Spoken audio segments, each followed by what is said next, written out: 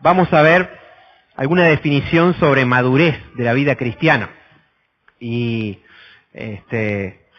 si alguien tiene Hebreos 5:14, es una de las definiciones que da la Biblia acerca de qué es madurez. Porque muchas veces pensamos que una persona madura tiene que ver con la cantidad de años que tiene. Y si bien es cierto es que todos crecemos, hasta un momento que dejamos de crecer y hasta a veces empezamos a decrecer, en la vida espiritual, en nuestra relación con Dios, a veces la cantidad de años no coincide con la madurez espiritual. Y la madurez espiritual tiene que ver con esto. ¿Alguien tiene Hebreos 5:14?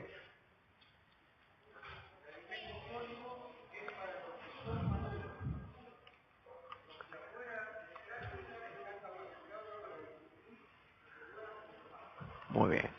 Una de las definiciones que da Hebreos 5 viene hablando acerca de que hay gente que por la cantidad de años o de tiempo que lleva escuchando la palabra de Dios, viviendo la fe como iglesia, tendría que saber mucho más y sabe mucho menos. Y no está hablando de simplemente conocer historias, sino que tendría que verse en su vida cambios. Y la definición que da ahí, Hebreos 5:14, es algo tan sencillo como saber, por usar nuestros sentidos, qué está bien y qué está mal. ¿Sí? Madurez tiene que ver con saber tomar buenas decisiones.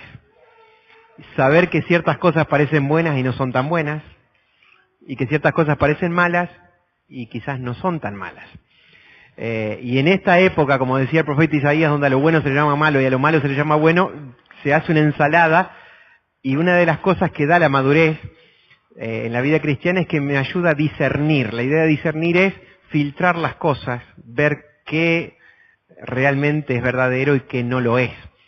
El enemigo es llamado en la Biblia el padre de mentira. Y entonces lo que mejor sabe hacer es mentir, engañar. Y su forma de hacerlo es diciendo medias verdades. Entonces tiene algo de verdad, pero tiene mucho de mentira. Y por eso son tan venenosas sus mentiras. Por eso a veces hay gente que en su vida cristiana no madura porque ha creído algunas de estas medias verdades o medias mentiras. Como por ejemplo, hay muchos creyentes que tienen miedo de comprometerse en su fe con el Señor porque tienen miedo que les vaya mal. Hay una amenaza que el enemigo ha logrado meter en la mente y en el corazón, decir, che, no te la juegues demasiado, no seas ni muy muy ni tan tan, decía mi abuela. Porque no vaya a ser que te comprometas demasiado y entonces te pasen cosas como a Job. Job no fue escrito para que le tengamos miedo a Dios. Pero hay gente que le tiene esa clase de miedo a Dios que no tiene nada que ver con el temor de Dios que nos hace más obedientes. Hay otra clase de mentira que es media verdad, media mentira, que es decir, bueno, de última Dios te perdona todo. ¿Dios perdona todo? Sí, Dios perdona si me arrepiento, si confieso, reconozco y cambio. Entonces hay muchos cristianos que por años siguen viviendo esta especie de vida de decir, bueno, total no importa, total Dios te perdona de última. Y sigue haciendo lo mismo que antes. No hay cambios en su vida, sufre las mismas consecuencias que antes, se lastima con las mismas cosas que antes, porque no ha madurado. Cree que hasta puede jugar con Dios y salir ileso. Y Dios es bueno, Dios es amoroso, Dios es perdonador, pero una de las frases de la Biblia es que Dios a todo el que recibe como hijo lo corrige. Entonces, ¿qué va a hacer con este querido hermano que hace años que viene jugando a ni muy muy ni tan tan? Lo va a tener que corregir. ¿Y qué pasa con un chiquito cuando lo corrigen? Acá tenemos alguno que otro algo, 12 años por ahí. Dice, ¿qué pasa? Y no le gusta para nada al chico cuando lo corrigen. Pero el adulto es el que sabe que eso le va a hacer bien. Madurez, el texto clave es que ustedes puedan ser cristianos maduros y puedan cumplir la voluntad de Dios, dice Colosenses 4:12. El propósito de esta serie es, lo habíamos leído la vez pasada, como dice Efesios 4, que ya no seamos niños zarandeados por las olas y llevados de aquí para allá por todo viento de enseñanza y por toda astucia y los artificios de quienes emplean las artimañas engañosas. En vez de eso, más bien, al vivir la verdad con amor, podemos crecer en todo en aquel que es la cabeza, es decir, Cristo. La vida cristiana es una vida de relación con Cristo, quien es el autor de la vida, y los hijos de Dios debemos crecer continuamente en esta relación. Cuando uno dice conocer a Dios, lo que está diciendo es que recién empezó a conocerlo. Dios es altísimo, nos lleva toda la vida seguir conociéndolo. Más lo conozco, más lo amo, más lo conozco, más confío, más lo conozco, más tranquilo vivo. Porque las ansiedades y preocupaciones a veces responden a no darme cuenta quién es el que está conmigo. Por eso el apóstol Juan decía, más grande el que está con nosotros que el que está en el mundo. Por eso el apóstol Pablo decía, estoy seguro de que ni lo que venga, ni lo futuro, ni lo presente, ni la vida, ni la muerte, ni lo alto, ni lo profundo, ni ninguna cosa creada, ni todo el imperio del enemigo, me puede separar del amor que Dios tiene conmigo a través de Cristo Jesús. Eso es seguridad. Pablo sabía que lo podían matar en cualquier momento y podía decir, una de las frases célebres de un amigo, la que más le impacta de Pablo es, he peleado la buena batalla. He guardado la fe, ahora ya sé lo que me espera la corona. Claro, cuando uno vive sin madurar en su fe, todo es inseguro de acuerdo a una fe insegura que tiene. A medida que uno va creciendo en ese conocimiento de Dios, uno va como echando raíces en esa fe que Dios nos ha regalado a través de Cristo Jesús. Bueno, así que esta serie intenta que podamos entender la importancia de adquirir hábitos para empezar a desarrollarlos en la vida. También vamos a saber lo necesario para que esos hábitos no duren poco, sino que sean realmente hábitos. Bueno, ¿qué es la madurez espiritual? Volvemos a repetir algunas cosas. El versículo de Efesios 4:13, hasta que todos lleguemos a la unidad de la fe, del conocimiento del Hijo de Dios, a la condición de un hombre maduro, a la medida de la estatura de la plenitud de Cristo. La idea del Espíritu de Dios dentro de nuestras vidas es llevarnos a ser como Cristo. Otra de esas medias mentiras o medias verdades es, bueno, pero como Cristo no vamos a ser nunca. Solamente cuando estemos en el cielo. ¿Es verdad? Es media verdad. Porque entonces me puedo dar varios permitidos en mi vida cristiana, total nunca voy a ser tan perfecto. Y la idea es que el Espíritu de Dios va generando en nosotros la forma de pensar, la forma de ver, el carácter de Cristo, y si por algo se detiene, tengo que hacer los cambios necesarios para que esa obra siga avanzando. Pablo decía a los filipenses, estoy persuadido de esto, el que comenzó en ustedes la buena obra la va a ir perfeccionando hasta el día de Jesucristo. Entonces, es cierto que no somos un producto terminado, pero es cierto de que estamos en ese proceso de perfección, donde a medida que vamos conociendo y madurando, ya no nos afligimos por las mismas cosas que antes, ya no caemos en los mismos errores de antes, ya vamos creciendo a la medida de la estatura de la plenitud de Cristo. Alguna definición de madurez es la cualidad o estado de lo que está maduro. No dice demasiado eso, es algo crecido o perfeccionado. Los seres humanos crecemos físicamente en forma natural y cada persona puede crecer, pero eso no significa que madure. La madurez tiene que ver con el alma, con la mente, con el carácter. Contrariamente a lo que uno puede pensar, no es perder la capacidad de diversión, el sentimiento de aventura, ni llegar a un estado libre de equivocaciones, ¿sí? La madurez no significa que no me voy a equivocar nunca. La madurez no significa que me cortaron las piernas, decía Maradona, chao, se perdió lo lindo, la alegría de la vida. Porque si la madurez se refleja con alguien que es tan serio, que perdió la alegría que le da el gozo de Dios en su corazón, no es maduro. Es más, una de las cosas que más se veía en los primeros cristianos era que hasta los azotaban y seguían teniendo el gozo. Eso es señal de madurez. El gozo del Señor es lo que nos fortalece y lo que hace que aún en medio de las crisis se muestre que hay algo de Dios diferente en nosotros. Esta es una buena definición a los Salomón. La madurez es como esquivar la piedra con la que tropezamos la vez anterior. La canción popular dice, tropecé de nuevo con la misma piedra. ¿Sí? El problema es que en la vida a veces tropezamos más de una, de dos, de tres, de 10 veces con la misma piedra. Y, como dice el libro de Proverbios, el simple es aquel que dice, bueno, pero esta vez no me va a pasar, ya me pasó 20, no me va a pasar 21. Pumba, le paso a la 21. Y se pasa toda la vida en lo mismo, y toda la vida en lo mismo.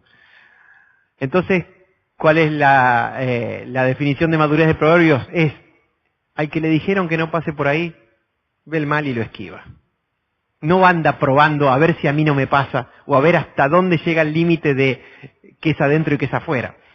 Entonces, madurez es no volver a cometer los mismos errores. Muy bien.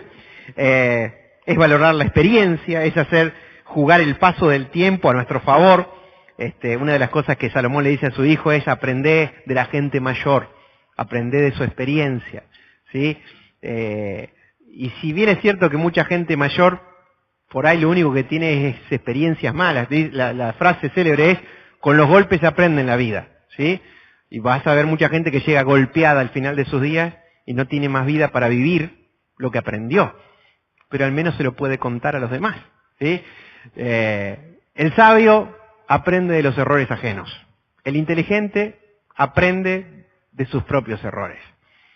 El tonto copia errores ajenos y hace los propios, ¿sí? Por eso la Biblia dice que uno tiene que buscar la sabiduría, de eso depende nuestra vida. La gente que madura, no tiene celos, tiene propósitos. La gente que madura no se pelea, se puede enojar, pero no pierde de vista lo más valioso que es la integridad, las relaciones, la familia, su comunión con Dios. Es por eso que un cristiano maduro no le tiene que durar el enojo más de un día, si no le está dando lugar al enemigo y está cayendo lo mismo de siempre. Hay algunas características de la madurez. Esto es algo muy interesante, ¿sí? Se está poniendo más lindo la cosa. Característica de la madurez: calla. Calla. ¿Sí? Alguien que me busque mientras leo esta definición, el Proverbio 17, pero no el 17 que se receta para el Día del Amigo, el 17, 27 y 28. Me acuerdo que alguna vez, hace algunos añitos atrás, me tocó ser árbitro de fútbol en un campamento de adolescentes, un partido a la tarde a muerte, esos partidos de confraternidad que la gente termina toda peleada, y me tocó ser árbitro, ¿sí? Y todo empieza con un roce, con una palabra, con algo. Entonces, una de las frases que le decía yo como árbitro, era un campamento cristiano, entonces valía la pena, decía, shh, el que ahorra sus palabras tiene sabiduría. ¿Sos sabio? No hables. ¿Sí? Es algo muy interesante. No siempre el que más habla es el más inteligente. ¿Sí? Hablar mucho no es sinónimo de sabiduría. Mientras alguien me busca el Proverbio 17, versículo 27, 28, dice, como lo hizo Jesús ante sus acusadores, como definen los proverbios a la mujer prudente, espera antes de hablar, el maduro, no se apura a defenderse, no busca culpar a los demás, cambia la opinión de otros con sus hechos, busca paz y no tener razón, cosa interesantísima, señal de madurez, es dueño de su silencio y no esclavo de lo que dijo. A veces es más difícil callar que decir. Pilato era un hombre sanguinario, así lo relata la historia. Matar y no matar, levantar un dedito y bajarlo, no le afectaba la conciencia a la hora de dormir a la noche. Pero lo que más le asombró es que Jesús se quedaba callado cuando le decían de todo. Eso lo asombró. Qué bueno es asombrar por el silencio. ¿Alguien tiene el proverbio? Sí. Fíjense, esto es de lujo. El que es entendido refrena sus palabras. El que es prudente controla sus impulsos. Hasta un necio pasa por sabio y guarda silencio. Se le considera prudente y cierra su boca. Wow. Quiere decir que puede que no tenga toda la claridad del mundo y toda la sabiduría de Salomón y toda la madurez, Pero quedarme callado me hace pasar por sabio. Y no es que los demás piensen que soy sabio solamente, sino que en medio de una discusión quedarme callado no es ser tonto, es ser sabio. Quiere decir que pude refrenar mi boca y pude decir, es mejor quedarme callado que hablar. No es solamente pasar por sabio, sino actuar como sabio cuando uno queda callado. ¿Sí? La otra versión dice, el que ahorra sus palabras tiene sabiduría. Una de las características de la madurez es callar. Otra de las características de la madurez es esperar. ¿Sí? ¿Cómo nos cuesta tener que esperar? De ahí a que quizás una de las palabritas que más aparecen en las cartas del Nuevo Testamento es la palabra paciencia. ¿Sí? Y no tiene nada que ver con pachorra, con pereza, tiene que ver con no apurarse. ¿Sí? El rey Saúl, primer rey de Israel, arruinó su reinado porque no pudo esperar 5 minutos más al profeta Samuel que venga a dedicar la batalla que iban a enfrentar. David, el rey que iba a suceder a Saúl, muchas veces tuvo la oportunidad de apurar los tiempos para sentarse como rey antes de tiempo. ¿Sí? Sin embargo, él dijo, no. Prefiero seguir escapando y voy a esperar el momento justo, porque una cosa es que Dios te ponga en el momento justo donde tenés que estar, a que vos apures las cosas. El mejor de los asados. Bueno, me da no sé qué, pues estoy delante de gente que sabe del tema. Pero alguna vez, todos los que hemos gustado asado o hemos hecho alguna primera que otra arma, sabemos que a veces mucho fuego puede quemar el asado por fuera y dejarlo crudo por dentro. Se arruina. El carácter de alguien que es maduro tiene que ver con algo que se va haciendo a fuego lento. ¿Sí? Más adelante vamos a ver que no es algo mágico, no es un toque, es un proceso de toda una vida. Así que esperar. Si alguien tiene Lamentaciones 3, versículos 25 y 26, habla de esperar. El Salmo 5 habla de que David todas las mañanas se levantaba delante de Dios y presentaba su oración y esperaba. Arrancaba el día esperando, no a las corridas y a las apuradas. Es algo interesante arrancar descansado y no arrancar cansado. Entonces, David decía en el Salmo 5:3, de mañana oirás mi voz, de mañana me presentaré delante de ti y esperaré. Está bueno esperar. Y no siempre esperar tiene que ver con perder tiempo. Más cuando uno espera en el Señor. Quiere decir que mientras yo estoy buscando al Señor, Dios se está encargando de acelerar las cosas. Solía decir Martín Lutero, ¿sí? Cuanto más ocupaciones tengo en el día, más tiempo dedico a orar. Y me doy cuenta que las cosas que yo quería hacer salen mucho más fácil en menos tiempo porque Dios las bendice. Y que algunas cosas no las tendría que haber hecho. Y Dios me libró de hacerlas. Esperar en el Señor es un acto de madurez. Dice el Proverbio 19, el que se apresura con sus pies peca. Ningún negocio que se hace apresuradamente termina saliendo bendecido, por más que sea la super oferta de Mercado Libre. Lo dice.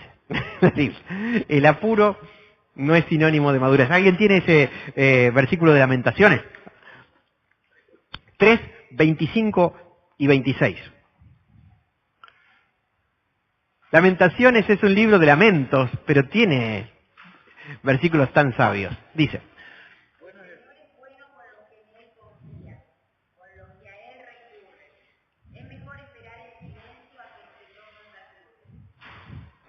es mejor esperar, ahí mezcló las dos cosas, el callarse y el esperar. ¿Sí? El que espera no desespera, solía decir un amigo.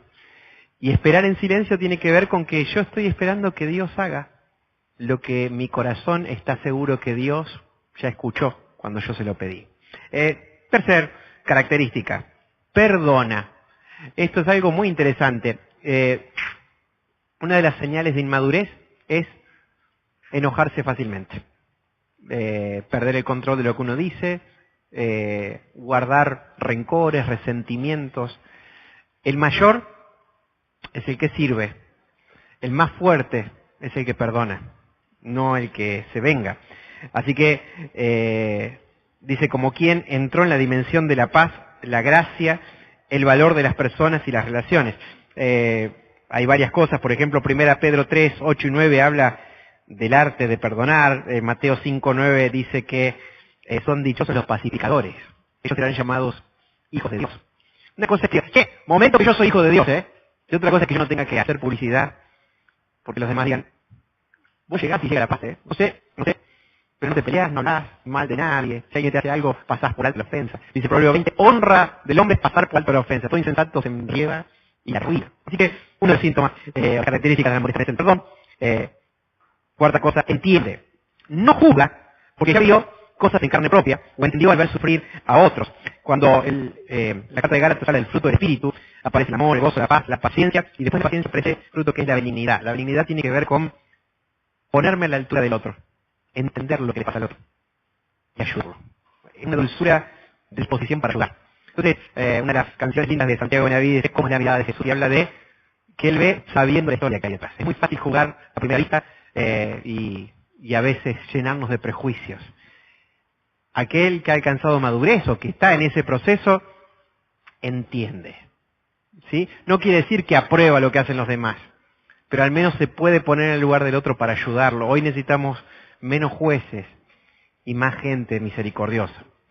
Cuando Jesús atendía a los necesitados y caminaba con sus discípulos, había muchos ojos que los estaban observando. Eran todos los religiosos, a ver si se equivocaba. ¿Cómo lo va a hacer eso en un día de reposo? ¿Cómo van a comer sin lavarse las manos? ¿Cómo van a arrancar espigas? ¿Cómo van a hacer esto? ¿Cómo? Y el Señor Jesús tiene que definirlo diciéndole esto: misericordia, no sacrificio. Lo más importante es tener compasión y misericordia. Entonces, los que más madurez tienen no es que mira a los demás como diciendo yo ya superé eso, sino que uno lo mira sabiendo de dónde uno viene y entonces puede tener compasión. Es una de las características de la madurez. Asimila, no se enoja, aprende del error, capitaliza las experiencias, se vuelve alguien confiable. Cuando el Señor Jesús en San Mateo 11, 28 habla de vengan a mí los que están trabajados y cargados, que yo los voy a hacer descansar, habla de aprender. Y el sabio es alguien que sigue aprendiendo, ¿sí? Y que cuando alguien le dice algo, lo valora. El tonto se enoja cuando lo corrigen. No le gusta que lo corrijan. Y cuando alguien lo quiere corregir, le empieza a decir, pero vos, ¿por qué no te mirás vos en el espejo primero? ¿Y vos quién sos para venir a decirme? El sabio acepta. Filtra, por ahí hay cosas que puede tomar, por ahí hay cosas que no puede tomar. Y el que tiene madurez puede asimilar, aprender y corregir. Y el que tiene madurez resuelve. Es como un buen delantero que sabe cómo meter un gol en un momento de mucha presión. ¿Qué es esto de que resuelve? Bueno, es algo interesante. Efesios 4, 2 y 3, antes de hablar de la madurez, habla de que todos los creyentes tenían que mantener el vínculo de la paz. Tenían que mantenerse humildes, tenían que ser pacientes, demostrar amor. Y dentro de esa capacidad de tener la actitud correcta, podían ayudarse mutuamente, podían resolver, podían crecer juntos, podían derribar abajo esas cosas que los separaban. Así que la madurez tiene mucho que ver con estas características. Que por ahí uno dice, sí, es cierto, pero si uno no nota estas cosas en la vida, quiere decir que le falta otro golpecito más de horno para seguir creciendo. Vamos rápidamente. Madurez espiritual, para definirlo con 3 palabras, es ser como Cristo. El apóstol Pablo le dice a los Gálatas habían recibido una enseñanza de que cada vez tenían que ser más exigentes y copiar todo lo de la ley de los judíos y hacer un montón de ritos y de cosas. Y Pablo dice en el 4:19 de Gálatas, hermanos, yo estoy sufriendo dolores de parto hasta ver que Cristo sea formado en ustedes. Es como que lo que más aspiraba Pablo para los Gálatas era que se vea la persona de Cristo en ellos. Este versículo de Romanos 8:29 dice, porque a los que antes conoció, también los predestinó para que fuesen hechos conforme a la imagen de su Hijo. Es la idea de Dios que seamos como Él. Bueno, dos factores acerca de la madurez espiritual. Primero, que no es automática.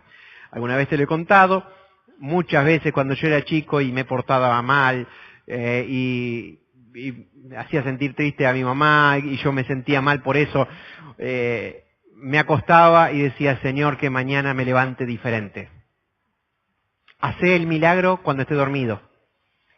Cambia los cablecitos, acomodá las ideas, cambiame el carácter, que mañana me despierte más bueno. ¿Sí? Parece a propósito, pero cada vez que oraba así, peor, o lo que es peor me iba, que es un grado más grave. ¿Por qué? Porque si bien es cierto que Dios lo hizo dormir a Adán y de la costilla la hizo a Eva, Dios no suele trabajar cuando estamos dormidos. O sea, nos cuida y puede hacer milagros. Pero la madurez tiene mucho que ver con que uno razone. A ver, Dios no es que me lava la cabeza y me cambia y yo no me doy cuenta de lo que está pasando. El Espíritu de Dios, hay una de las palabritas que yo no sé que es me redarguye, me hace dar cuenta del error. Me muestra la palabra de Dios como un espejo, esas cosas que ya no puedo seguir tolerando en la vida. Entonces, no es algo automático, es un proceso. Y si bien es cierto que hay cosas que parece que se van dando más rápido que otras, es un proceso a largo plazo. No es que alguien súper espiritual ora por mí y se me cambian todos los rayos. No es que, escuché algo que me impactó, entonces me sentí tan bien y ahora chao, no me afectan más que hablen mal de mí. No, cada día es el proceso de decidir si hablan mal de mí, perdono y chao. Si quieren volver a florecer raíces de amargura del pasado, digo, no va más, eso quedó pagado en la cruz y perdonado, no va más. Es una decisión diaria que va fortaleciendo las decisiones que hemos tomado ayer. El Proverbio 8:5 dice que debemos aprender a ser prudentes y entendidos, y 2 Pedro 3:18 dice, crezcan en la gracia y conocimiento de nuestro Señor y Salvador Jesucristo. Como en todos los procesos, se va madurando a medida que somos perseverantes y constantes. Este proceso, por ser espiritual, es silencioso, es interno, y los primeros que lo notamos somos nosotros mismos. Los segundos que lo notan son los que conviven con nosotros y nos ven todos los días. Y a largo plazo, la gente que por ahí nos ve un ratito. ¿Sí? Es por eso que en la iglesia somos todos santitos, pero estamos un rato. Es hasta lo que nos dura la pastillita de bondad, de estar reunidos en un lugar donde creemos que Dios está más acá que en casa. Pero el tema es si yo tengo más paz en mi corazón, si mis pensamientos están menos nublados y más iluminados por la claridad de Dios, y en consecuencia cómo es el trato con los que tengo cerca. Si se me sale más rápido la cadena o no, si soy más tolerante y si el fruto del Espíritu empieza a verse florecer. Bueno, la madurez demanda disciplina. Y quizás la palabra disciplina no tiene muy buena publicidad, ¿sí? Porque parece que la palabra disciplina tiene que ver con que me obligan a hacer algo, con que me fuerzan a hacer algo, pero todos nosotros estamos en condiciones de decir que en lo que mejor nos ha ido en la vida ha sido eso en lo cual le hemos puesto más ganas, más esfuerzo y mucha gracia de Dios. En todo lo demás, Dios es bueno. Pero en esas cosas donde necesitamos que se vean más rápido los cambios es donde más tenemos que ponerle disciplina. Pablo se lo decía aún hasta el mismo Timoteo, disciplínate a ti mismo para la piedad. Así que es interesante saber que piedad es temor de Dios, es respeto a Él, y cuando Él ocupa el primer lugar en nuestra vida, nuestra voluntad se rinde a Él. Así que todos los cambios y avances son fruto de esa disciplina. Cuando Jesús llamó a sus primeros seguidores, había diferentes. Los seguidores seguían a Jesús donde iba a actuar esa noche, si acaso iba a actuar, donde iba a hacer algún milagro, donde iba a hablar. Pero los discípulos convivían con él, caminaban con él, lo escuchaban, lo ayudaban. Y no había mejor y mayor honor para un discípulo que imitar a su maestro en todo lo que podía. Por eso Jesús varias veces le dice, lo máximo para un discípulo es ser como su maestro. Y era mucho más que alumno y profesor. La idea de discípulo es alguien que se ponía en una disciplina de imitar a su maestro en todo. En su forma de pensar, de hablar, de tratar, de actuar, de amar. Cuando Jesús dio su mandato para sus seguidores, dijo, vayan y hagan discípulos, no seguidores. ¿Sí? Y eso que no había redes sociales. Los discípulos son gente que se somete voluntariamente a una disciplina de seguir a su Señor. Por eso la palabra discípulo y discipulado vienen de la misma familia de palabras que ser disciplinado. No se puede ser discípulo sin ser disciplinado.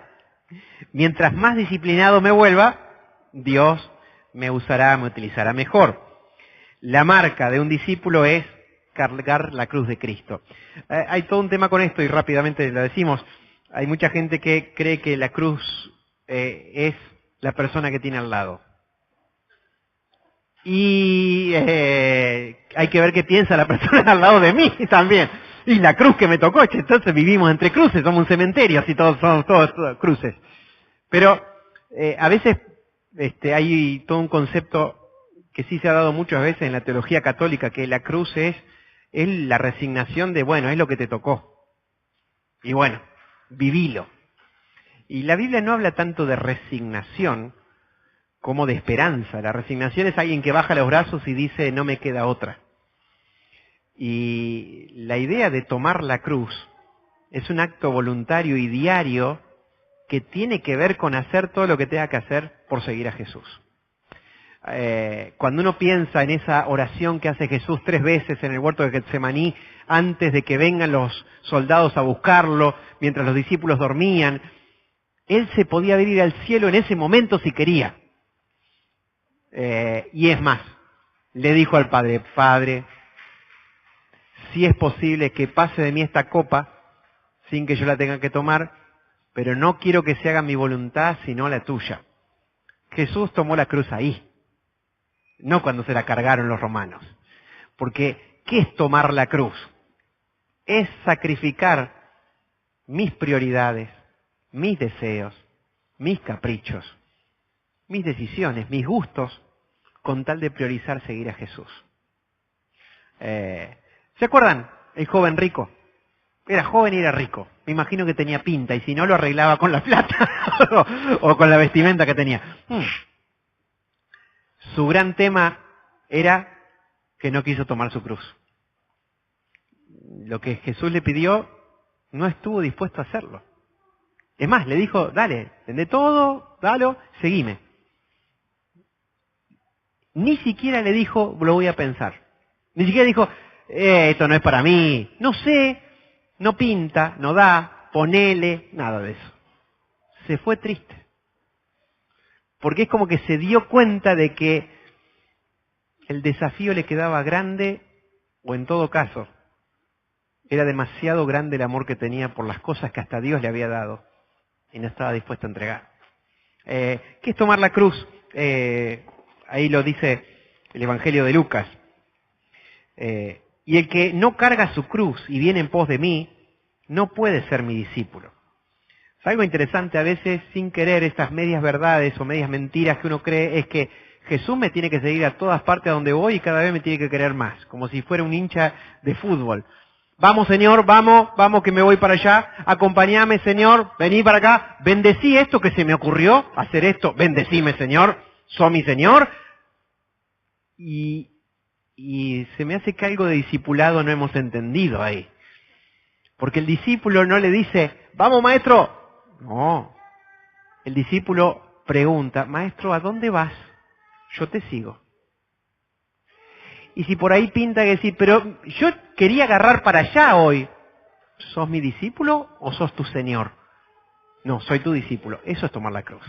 Por eso, más adelante, implica hacer lo que sea necesario por seguir al Señor. Dice Lucas 9:23, y a todos les decía, si alguno quiere seguirme, niéguese a sí mismo, tome su cruz cada día y sígame. La idea de cada día es que es una decisión diaria. Hoy decidí seguir a Jesús y ser fiel. Mañana, apenas me despierto, tengo que volver a tomar la decisión. No es que Dios se olvidó de mí o yo me olvidé de Él, pero yo mañana me puedo relajar, mañana puedo decir, bueno, hoy no tengo muchas ganitas. Y a medida que voy tomando esas decisiones de no tomar la cruz cada día, más postergado está siendo la madurez que Dios quiere formar en mí para que Cristo sea formado y se vea en mí. Bueno, simplemente vemos algunos hábitos que los repasamos rápidamente y ya terminamos. Vamos a estar hablando en esta serie de 4 hábitos que tiene que tener un cristiano. ¿Cómo puedo ser un discípulo? Bueno, desarrollando hábitos del discipulado.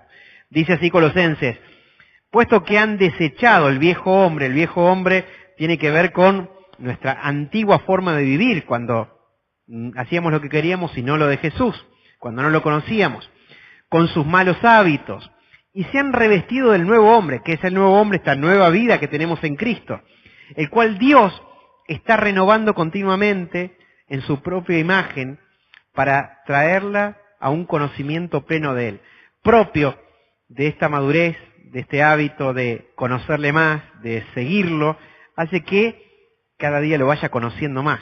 Pero tiene que ver con un cambio de hábitos. Dentro de estos hábitos que vamos a ver es un tiempo con la palabra de Dios. Fíjense esta frase hermosa de Jesús. Si ustedes permanecen en mí, en mi palabra, serán verdaderamente mis discípulos y conocerán la verdad y la verdad los hará libres. Todos nosotros hemos aprendido la mitad de este versículo, ¿no? Y conocerán la verdad y la verdad los hará libres. Pero no es cierto. Es la mitad. El tema es si ustedes permanecen en mi palabra. Si permanecen en mi palabra, quiere decir que van a ser mis discípulos. Y ahí van a conocer la verdad y la verdad los hará libres. Es como que nosotros buscamos nuestra verdad para tratar de vivir en libertad sin ser discípulos y sin permanecer. La idea de madurar tiene mucho que ver con permanecer. Y la idea de tener hábitos cristianos tiene mucho que ver con insistir diariamente. Aparte de la palabra de Dios, la oración. Vuelve a decir Juan 15, si permanecen en mí mis palabras en ustedes, pidan todo lo que deseen y les será dado. Así se convertirán en mis discípulos. Ofrenda es otro de los hábitos que nos ayudan a desarrollar nuestra dependencia del Señor. De cualquiera de ustedes que no renuncia a todo lo que tiene, no puede ser mi discípulo. Y la ofrenda tiene que ver con la renuncia, y sí, tiene que ver con que el Dios dinero no me manda. ¿Sí? Jesús por ahí dijo, no se puede servir a 2 señores, y dice, no se puede servir a Dios y a las riquezas. Alguno dirá, yo no puedo ni servir a las riquezas porque ni sé dónde están. El tema es que a veces el que menos tiene es el que más adora la riqueza, porque vive ambicionando lo que no puede tener, lo que quiere tener, y no adora al Señor que sí tiene. Entonces, el tema de la ofrenda, más allá de un acto de adoración, que me hace depender y agradecer de que todo lo bueno que tengo es un regalo de Dios, es algo que me mantiene equilibrado en esta vida donde parece que todo pasa por lo que tengo. ¿Sí? Una de las cosas que dice el Señor Jesús en la parábola del sembrador, cuando habla de que cae entre espinos y se ahoga la buena semilla, tiene que ver con el engaño de las riquezas, con las preocupaciones y las ansiedades que hacen que ocupen el lugar que Dios tendría que haber ocupado en mi mente. Mira. Y el cuarto hábito, bueno, ahí habla algo de los diezmos en Deuteronomio, diciendo el propósito de los diezmos es que aprendas a poner a Dios siempre en el primer lugar de tu vida. El cuarto hábito tiene que ver con el compañerismo con los hermanos. Ámense unos a otros, dice Juan 13:35, tal como yo los he amado, ustedes deben amarse unos a otros. El amor que tengan unos por otros será la prueba ante el mundo de que son mis discípulos. Quizás el acto que más demuestra que somos maduros es nuestra forma de amar. Por eso Pablo decía en 1 Corintios 13, si yo hago esto, si yo hablo esto, si yo sé lo otro, si yo entrego, no tengo amor, no soy, no sirve, es puro ruido. Y habla de que el amor es lo que hace que las cosas tengan sentido y valor. Terminamos con esto. Según el diccionario Webster, ¿lo tenías? ¿Quién tiene la enciclopedia con el diccionario Webster en su biblioteca? ¿Qué es un hábito? Bueno, es una continua y frecuente inclinación para hacer una cierta actividad adquirida a través de una repetición frecuente. Una disposición establecida de carácter. A ver, ¿lo habrás escuchado alguna vez? Es muy bíblico esto. Si sembrás un pensamiento, cosecharás un acto. Si sembrás un acto, cosecharás un hábito. Si sembrás un hábito, cosecharás un carácter. Y si sembrás un carácter, cosecharás un destino. No se engañen, decía Pablo a los Gálatas, todo lo que uno siembra lo cosecha. Y a veces uno siembra con lo que piensa, uno siembra con lo que actúa, uno siembra con su forma de reaccionar, y quizás lo que cosecha es lo que le gusta o no. 14:14 de Proverbios, Capicúa falso. De sus caminos será hastiado el necio de corazón. Es alguien que dice, estoy con bronca porque estoy recibiendo lo que yo mismo sembré. Pero el hombre bueno no es el que no se equivoca y el que por ahí no se enoja y que no tiene malos pensamientos. Es aquel que decide hacer lo bueno, va a estar contento del resultado que tiene. Le va a encantar que lo que sembró a veces con dolor le va a llenar el corazón de satisfacción. Una práctica habitual. Esto sucede cuando existe regularidad, constancia, frecuencia, y lo que hacemos de vez en cuando, en ciertas circunstancias lo podemos dejar de hacer. ¿Cuál es la meta de esta serie? Y acá termina la primera parte, es que me comprometa a practicar los hábitos necesarios para la madurez espiritual. Terminamos con este versículo. Antes ustedes, dice Pablo a los romanos, ofrecían los miembros de su cuerpo para servir a la impureza, que lleva más y más a la maldad. Ofrezcamos ahora para servir a la justicia, que lleva a la santidad. Pablo le dice que así como cuando un jugador juega para un equipo y alguien le compra el pase y ese jugador deja de jugar en ese equipo y ahora juega en el nuevo equipo, el Señor con el precio que pagó nos compró para que dejemos de servir a la injusticia y sirvamos a la santidad. Hagamos cosas con propósito. La idea de santidad en la Biblia no es simplemente estar limpitos y ser floreros o adornos. La idea de santidad es que alguien se limpia de ciertas cosas porque tiene un propósito mayor. Qué bueno sería, siendo el horario de terminar, que cerremos nuestros ojos un instante y pensemos de estas cosas que hemos charlado, solo una introducción. La semana que viene, si Dios lo permite, arrancamos con el hábito de la palabra de Dios. ¿Será que quizás nuestro crecimiento se ha detenido? Quizás se ha detenido precisamente porque quizás alguna actitud como no callar, no esperar, no asimilar lo que nos dicen para corregir, quizás postergar las decisiones y no resolver, no tomar rápidamente la actitud y la decisión para cambiar lo que sabemos que está mal.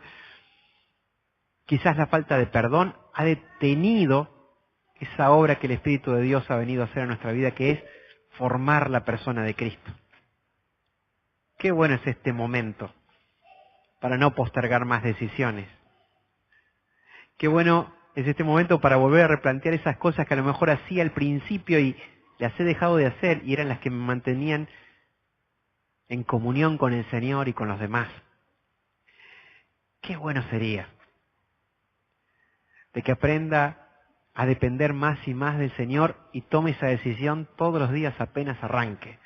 Que diga, Señor, hoy también tomo la cruz. Hoy también decido seguirte por encima de mis propias decisiones. Señor, en esta noche nos conoces a cada uno en particular, diferentes edades, contextos, capacidades, pero todos comprados por el mismo precio, la sangre del Señor Jesús. Todos somos muy amados porque nos has hecho tus propios hijos. Y has querido que como iglesia, como familia, podamos crecer hasta parecernos más y más a Jesús. Señor, que por este tiempo juntos con tu palabra y buscándote, nuestra forma de pensar empieza a cambiar, nuestra forma de ver, de escuchar, nuestra forma de depender de ti, nuestra fe se active, Señor, y produzca acciones, actitudes, hábitos que nos ayuden a ser maduros en nuestra fe cristiana. Señor, en esta época tan complicada no queremos recibir ningún engaño ni creerlo. Preferimos permanecer en tu palabra, vivir como discípulos y que tu verdad realmente nos haga libres. Señor, que tu gracia nos acaricie en esta noche, nos dé paz para compartir a donde vayamos y una expectativa de seguir siguiéndote cada día. Te amamos en el nombre poderoso del Señor Jesús. Amén. Amén. Dios los bendiga.